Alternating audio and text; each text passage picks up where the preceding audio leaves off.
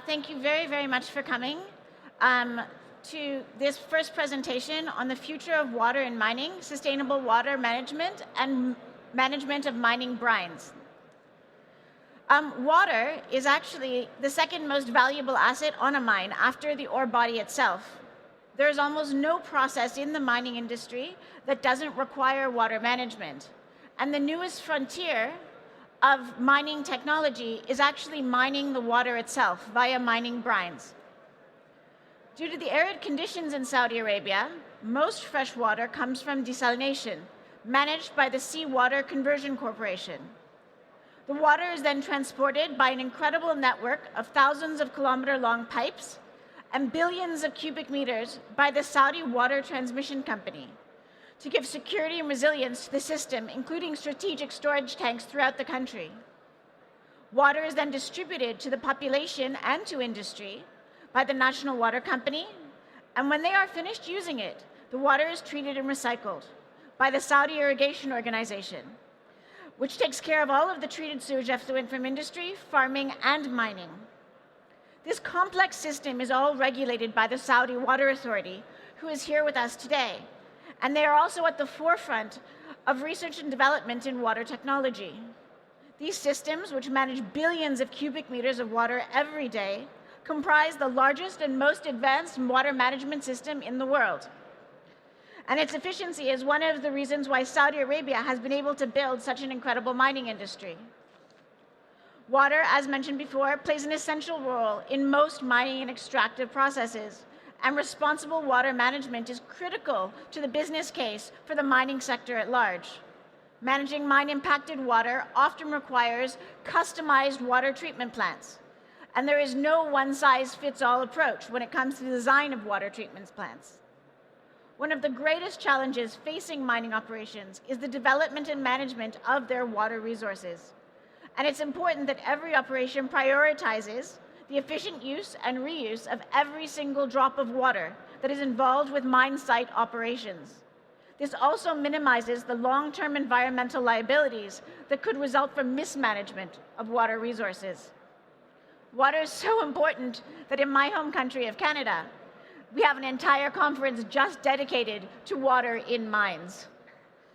There's also a new paradigm at play in that we are now mining the water itself. Mineral-rich brines, from lithium in Argentina to potash in Canada and uranium throughout the world, are all the new frontiers where we believe we might be able to find the critical minerals that the world so desperately needs. Saudi Arabia has a long history of being at the forefront of water management technology. From the beginnings, where water was essential to the oil and gas industry, to some of the largest scale desalination plants in the world.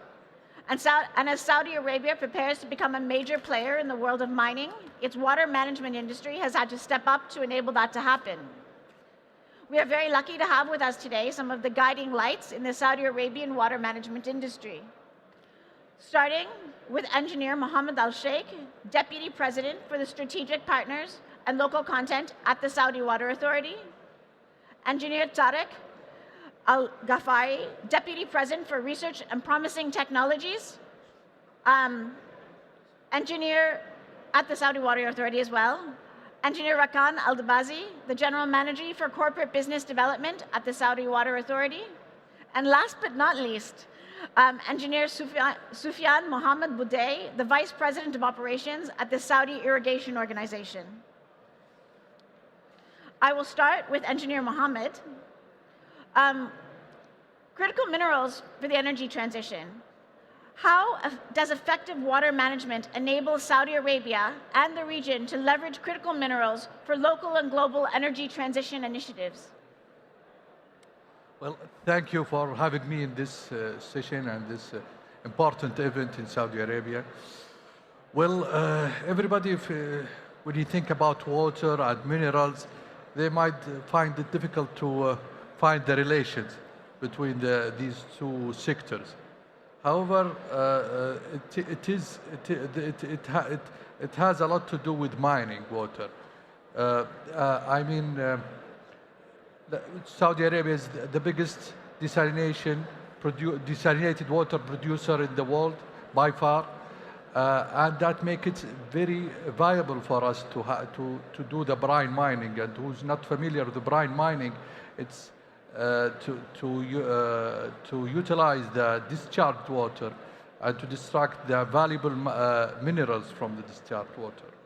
So in this sense, I think it is a big opportunity for us to utilize this the brine and to have it, reinvested in other sectors and other fields like energy and sustainable energy and clean energy. Lithium, for example, it can be extracted from the brine mining. There is a research. Engineer Tariq, he talk more and elaborate on this topic, even solar and so on.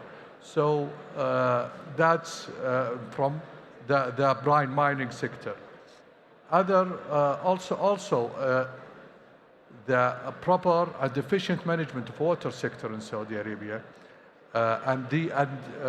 which be restructured recently to serve the purpose and the goals of the Vision 2030. And one of the important goals is to have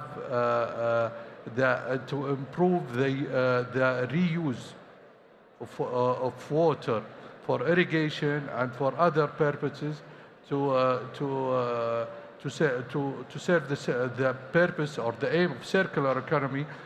And the mining itself, it's one of these field and sectors that will depend heavily in water supply. Knowing that will increase our reuse of water for domestic use from now currently maybe around 16 to 15 up to 70% plus. That will be a great supply for mining industry in the kingdom, can be rely on and depend on in the future, and also depend to grow its base in the kingdom. So yeah, answering your question, it is very important to have efficient water sector, to have it restructured, to have a set of goals that cover the whole value chain and manage it in a very balanced way to have the water sector to serve the water sector goal and also to support other sectors such as mining to grow even and improve the economical aspect of the industry. Excellent, thank you so much. Engineer Sufyan, you work with the Saudi Irrigation Organization. Can you explain to us how your organization interacts with the mining industry? First of all, thank you, Amanda, for your introduction. Good morning, everybody. It's my honor today to be part of this panel to share with you Saudi Irrigation Organization effort in order to enhance and expedite the utilization of the TSE water in mining sector. In my work, I have received many questions that what is the relationship between Saudi Irrigation Organization and the mining sector? The history of this relation started in 2021 when SIO transformation plan has been done to in parallel to the application for 2030 vision, need to have a national water strategy. Therefore, in 2021, the responsibility of transporting, distribution, and sale of treated water become part of the SIO mandate. Despite the fact that reuse is located at the end of the water supply chain, it plays a crucial role in achieving sustainability as well as integrated water resource management by maximizing the benefit from the existing resources while preserving the economical, social, and environmental impact. It's worth mentioning that SIO is not responsible for providing treated water for irrigation sector and municipal sector, but also for the industrial and mining sector as well. directly after the responsibility of the TSE has been added to SIO, the first MOU that SIO has signed, it was with mining sector, with Ma'aden company, lead to have a huge implementation of the infrastructure to provide TSE water to the mining areas in Saudi Arabia.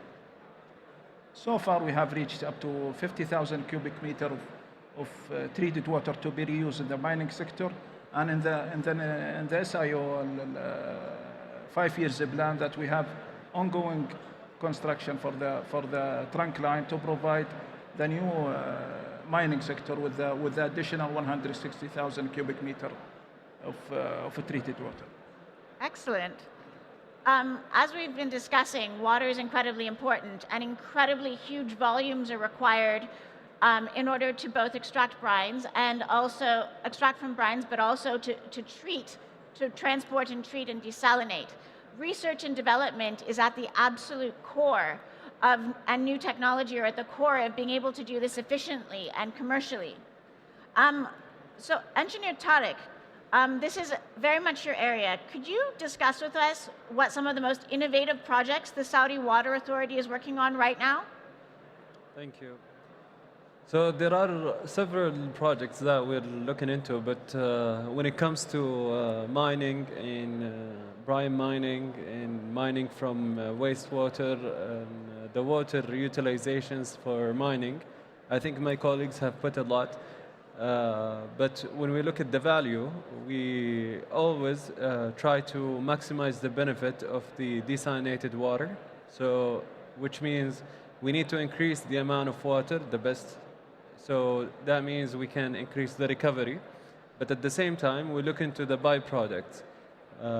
Lately, we have been successful to extract a lot of different minerals, like the sodium chloride at a very high purity, which can be utilized in pharmaceutical industries and many other industries, as well as magnesium metal and bromine. These, we think, are the feasible minerals that we can extract from the brine, and we have developed the pilot plants for all of them, so we are able to extract them. And just as a reality and fact, when you look into the water distribution or the water journey in the kingdom, in operation, why do we link mining to water? Even in terms of operation, there is an effect in the desalination plant, we call it fouling. And fouling basically means the occurrence of some minerals in the membrane and so on. So these foulings is basically a formation of minerals when we look into them. So that gives you an indication that the water contains a lot of minerals that can be utilized. And now we are in a very mature stage where we can utilize these minerals in a lot of different industries. And maybe I can refer to many examples. You can maybe look into the lowest point on Earth in Jordan, the Dead Sea. The Dead Sea it has a very concentrated water. The concentration of minerals in there is around 200,000 parts per million. And that's what we have reached. We have even reached higher in terms of concentration. We reached up to 220,000 parts per million. You know, in Jordan, it's already economically feasible that they produce a lot of different minerals, like the bromine, and they produce potassium, calcium, and sodium chloride, and yet they transport it to other countries as well. So for us, I think, referring back to your question, the most innovative in this field specifically, when we look into the zero waste of water, we call it, this project is under execution currently in a commercial phase in Hagel, where we want to utilize every and each drop of water by maximizing the production, but at the same time utilizing all the minerals available in the water. And we have a lot of now projects as well in the downstream for the wastewater, where it can support the pharmaceutical industries and the fertilizations industry for agriculture and so on. I hope that answers your question. Thank you. It does, and it follows on for the next question. I mean, this amazing research and development and technology is incredible, but the question is, can it be commercially effective? So, Engineer Akan, what do you believe the new investment opportunities are for sustainable water systems? What are the key opportunities you think you can extract from water in the kingdom? Yeah, you mentioned at the beginning, Amanda, that we are producing millions and or billions of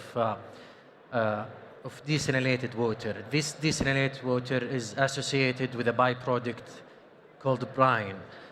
And the brine, we saw a huge potential and opportunity, as mentioned by my colleagues, by extracting these elements and minerals and being valuable to the market.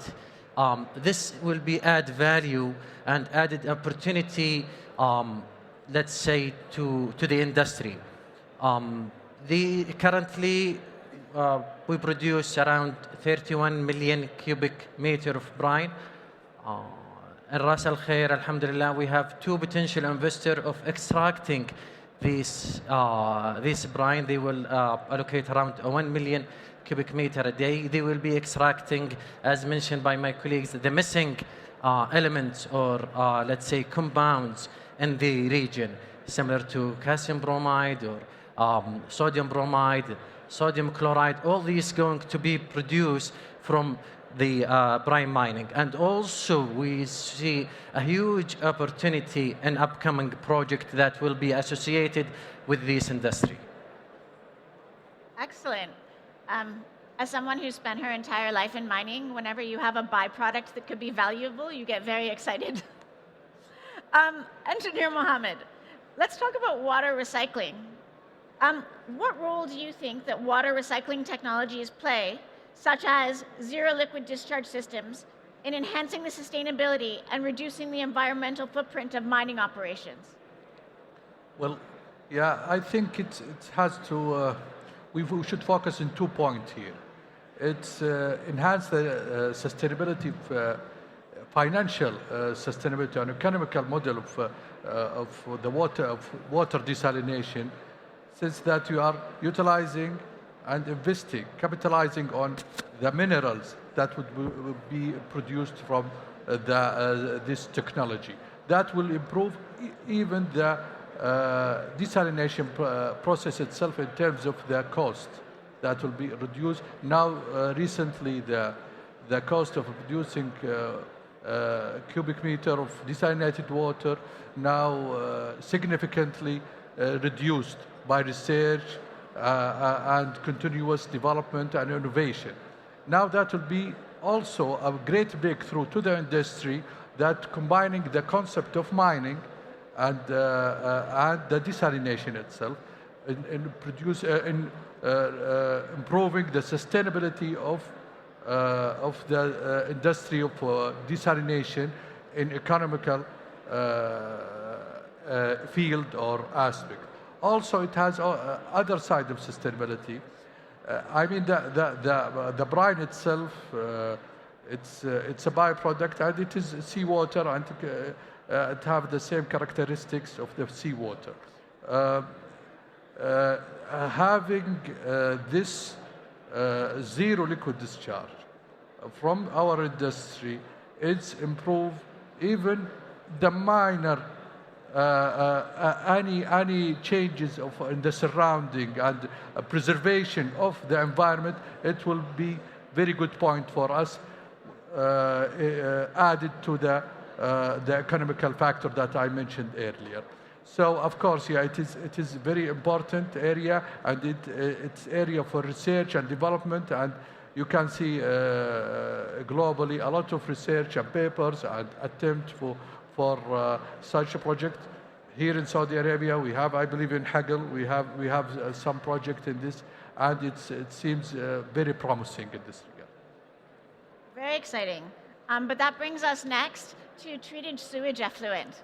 I was hoping that Engineer Sufyan could explain a little bit more what treated sewage effluent is and how it can be, the mining sector can effectively integrate treated sewage effluent into its operations, and also how that aligns with Vision 2030's goal of 100% treated sewage effluent utilization across all sectors.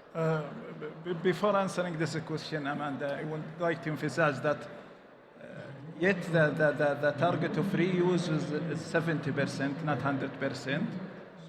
So allow me to break the answer into 4 dimensions. that is aligned with the 2030 vision objective. The first dimension that we have to consider is the excellence. Saudi Arabia aspires to be a global role model of excellence by leveraging sustainable practices across all sectors. The second dimension is that integration. Integrate the TSE into the mining process is a critical factor in order to reach the 70% reuse target by 2030. This target will be increased for the next years, of course. However, for the 2030, it's still 70%. The mining sector can utilize the TSE water in many practices. One of them is for the dust controlling. The second one would be for the mining process itself. The third one for the cooling system. Imagine that the water that will be utilized by TSE itself will keep the environmental safe by have a huge reduction in utilization of the groundwater, and will keep this groundwater for the future generations. The third aspect that or the third dimension is the economic diversification. With this effort aligned with the broad aim of optimizing water resources while supporting the economic diversification.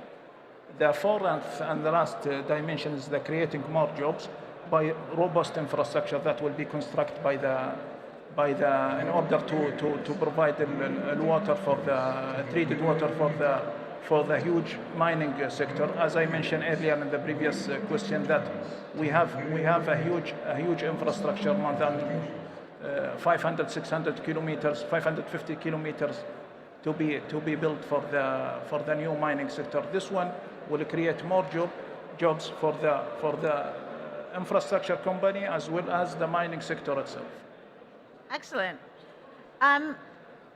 Moving back a little bit to brines, which are the result of many of these processes, how do we think we can turn brine management into a pillar of environmental sustainability? How can it be a catalyst for environmental change? Engineer Tariq, could you explain how this brine management and how this brine works directly with environmental management? So when we consider environment, we believe that the brine does not have an impact on the environment if you are following the right regulation. In the kingdom, we have a very strict regulations on how we dispose the brine, and maybe I will highlight some of these points in here because there are a specific type of diffusers, and you have to do a lot of studies. These studies takes around 8 months to be executed for the brine disperse, we call it. When the brine is distributed into the water, we make sure that it's separated equally and it's going with the current, so it's not restricted in one area to affect the environment. And we have a monthly check on the outfall, which is the brine in the water, to make sure that nothing has an impact. And these data, by the way, are public. People can take a look into it. And we have other partnered country, who's been doing a lot of investigation as well and relying a lot on desalination, which is Australia. They rely heavily on desalination and they look into it in that perspective, and especially in the environmental. So we are comfortable in that manner if the regulation is being followed correctly, and that's what we do in the kingdom. And as a regulator today, we make sure that these are followed, and we try to enhance them time by time. When we look into sustainability and linking the water management and the brine management in general into sustainability, we always link it back to how can we maximize the benefit of each drop of water, and this is how we look into it. Okay, today, for example, most of the desal plant, they have a recovery of 42 to 43%. By implementing the concept, which we have got more than 13 IPs on, we can maximize that up to 60 to 64%. So we can increase the amount of produced water with the current ongoing asset, but at the same time we can get a byproduct that can levelize the cost of water that we're looking into. So doing that has been helping and pushing a lot of different industry and creating new jobs, not jobs that not even been thought of, especially when we talk about magnesium and bromine extraction. As we rely on them heavily in a lot of different industry, we consider to bring them from other countries, and now we will be one of these biggest producer if we proceed in this production. So we look into it as an overall whole, where we can enhance the sustainability of these and maximize the benefit of each job, but at the same time, making sure that you can produce minerals with way less or negligible amount of CO2 emission. We all know some of the heavy metal industries, but now it has been changed in in Saudi Arabia, but in other countries, when you rely heavily on the burning and so on, it produces a lot of CO2 emission. But with the concept we're following, this will drop dramatically because you're using the same water that you're getting with no CO2 emission at all, because reverse osmosis is very environmentally friendly. And this is the concept we're going forward with. And moving to the other chain as well, through the transmission, through the wastewater treatment and reuse, the same pattern is being followed. And this is what we look at the Saudi Water Authority. And this is how we link internally between the R&D and the regulator, and how we can influence the market down the stream. All right, so we're talking about how we've certified the technology and gotten to the place where all of the water coming out is being treated, and we've figured out how to extract the bromines and the sodium chloride. But the question is, at the end, under Erkan, can we do this effectively? What do you think the market potentials are for things like bromine, sodium chloride, and magnesium? And can the production that comes out, that is now an extra step within the Saudi water treatment plan, be cost effective and compete with traditional mining for these minerals and chemicals? Let us start with what I believe the major, let's say, unique comparing the traditional and the brine mining. In any traditional mine, there is a cycle of the mining. You will be extracting this element, will be finished, you will be closed. In the brine mining, it's continuous process since you're producing water.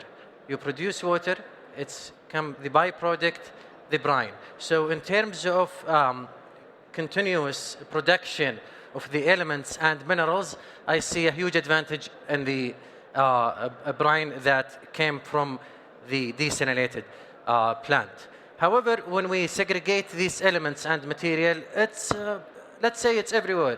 Sodium chloride you can find in multiple sources, the rock salt and whatever. It's all about the cost of extraction and the availability. We saw the brine, the bromine, and also the magnesium majorly it came from the brine. And by what our research and development effort, by maximizing the concentration of this brine to maximize the extraction of this element to be economic valuable to extract this element, I think we reached to this stage. We went from sufficient to efficient by capturing this product. And by producing these elements, we saw a huge potential market to this element, especially in oil and gas field. For example, calcium bromide. Calcium bromide can be extracted from the bromine, then you will be reacted with the calcium, you will have a calcium chloride. All these material it's imported currently from out the market. Hopefully, when we go to the brine mining and desalate the bromine and get the advantage of these elements, it will be cost competitive with the traditional mining. It will be more sustainable and hopefully more environmental friendly. Excellent. So we're coming around to the end of the session. Can I ask each of you, potentially in order, what you think is going to be the technology that's going to make the biggest difference in achieving the Vision 2030 goals with respect to water management? Maybe we could start with you, Engineer Sufyan. From my perspective, I think that the innovation, I will look at it from the reuse point of view, that to have a remote or portable reuse facility that will be allocated near to the mining sector. We can utilize any of the area around of us of the source of water, and feed this mining sector with the required water. Excellent. So portable facilities, that's actually quite interesting. Engineer Tariq, what do you think is the most exciting technology that you're working on? So there are, I think, it's very hard to say which one is the most exciting technologies, but I think there is a lot of disruptive technologies we're working on depending on the sector we're looking at. So I don't want to burn one for the other, but I believe all of them are moving into the right track with our team. But I believe to make a difference is taking into consideration the culture. Culture is the key for us today to drive the Vision 2030 and to have a positive impact into the market and the business and so on. So believing in that, I think, will make a huge difference down the line for everyone, everywhere, worldwide. Thank you. Amazing. Engineer Mohammed, what is the forefront for you? Well, as my colleague just mentioned, that it's difficult to highlight one specific technology, but from our experience in Saudi Arabia, that to have the right ecosystem for the water sector, and by restructuring the water sector and look at the whole value chain and the whole supply chain of water sector, and try to optimize the opportunity, accelerate the overlapped sectors in the water sector, I think it will create the right environment to accelerate the R&D and all the new technologies. So to have the right setup, to have the right ecosystem, you should have well-organized water sector that take care from the beginning, from the production until the reuse, and look what is the opportunity in terms of economical and technological way. So answering your question, there is no specific technology, but the setup and the ecosystem, it is the most important thing. Makes a lot of sense, and it definitely contributes to circularity globally. Last but not least. For me, I might be exaggerating here a little bit, but when Saudi Arabia find oil, they found associated a gas with it. We didn't know what to do with the gas. Then eventually we have a huge complex of petrochemical. I believe, Brian, will be the same as what we found. We desalinate the water, we're going to deal with the brine, as we deal the same with the gas in the petrochemical field. So essentially you're turning waste into an opportunity. Definitely. Which is quite exciting, actually, both economically and environmentally. All right, I think that's about it. It's very exciting what you're doing with water in the kingdom. I would like to thank you all for coming and sharing with us. And let's hope that next year when we come back, we will see these technologies being economically applied. Hopefully. Thank you very much. And thank you everyone for coming. Thank you. Thank you, Aman.